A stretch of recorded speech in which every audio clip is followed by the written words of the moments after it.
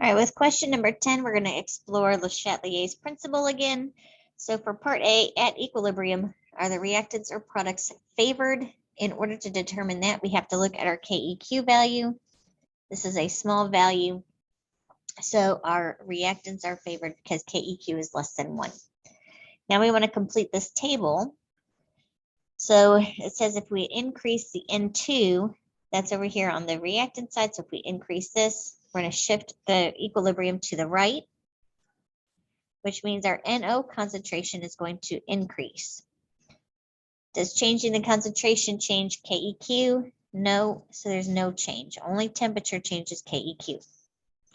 If we decrease the volume, remember that's going to increase our pressure. Make sure you make these little notes to help you visualize.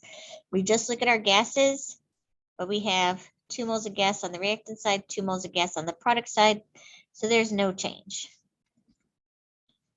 All the way across the board, no change.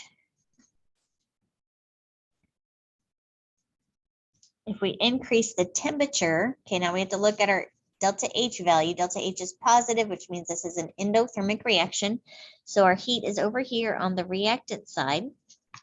So if we increase our temperature, it's going to shift to the product side. So it's going to shift right, which means this is going to increase.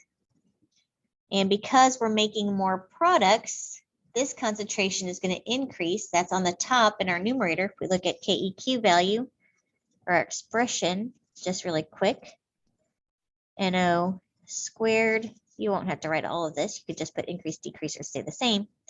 But I'm just going to go ahead and do this to show you.